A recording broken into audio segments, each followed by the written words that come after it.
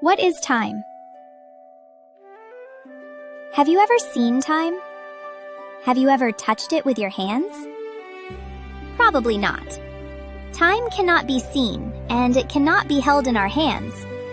Yet we often say, there is no time, or time goes by quickly. Isn't that interesting? In fact, we do not see time itself. We feel it through change. Morning comes and the sun rises. When the sun sets, night arrives. Flowers bloom, fruit grows, and leaves fall again. As we watch the world change little by little, we think, time is moving forward. Then how did people long ago know the time? In the days before clocks, they looked up at the sky. As people watched the sun rise, climb high in the sky, and set again, they came to understand a day. In the night sky, the moon slowly became full and then grew small again, and people came to understand a month. As the seasons changed and Earth traveled once around the sun, people called that a year. Isn't that amazing? The way we measure time actually comes from a giant clock created by nature. But people wanted to know time more precisely. As they farmed, sailed across the sea, and built cities, the question, what time is it right now, became more and more important.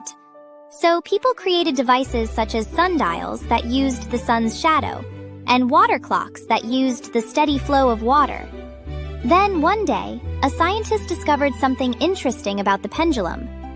A pendulum is an object that swings back and forth like the weight inside a clock.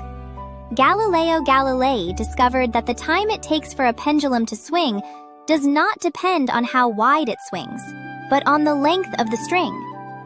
Thanks to this rule, people were able to build much more accurate pendulum clocks. Today, we have even more amazing clocks. They are called atomic clocks.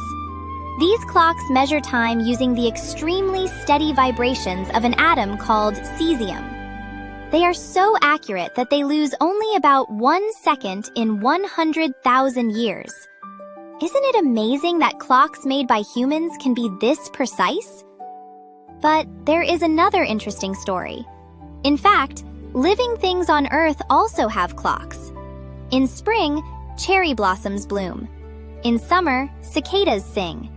In autumn, leaves turn red and gold. In winter, trees rest. No one teaches them, yet plants and animals know exactly when to act. Inside our bodies, we also have a biological clock that moves in a 24-hour cycle. Because of this clock, we wake up in the morning and feel sleepy at night. When we think about it, it is truly fascinating. We wear watches on our wrists to check the time, but nature carries its clock inside. Perhaps time flows like an invisible river, a rhythm that connects nature, life, and all of us. That is why we created clocks to measure time. And through those clocks, we share this present moment together.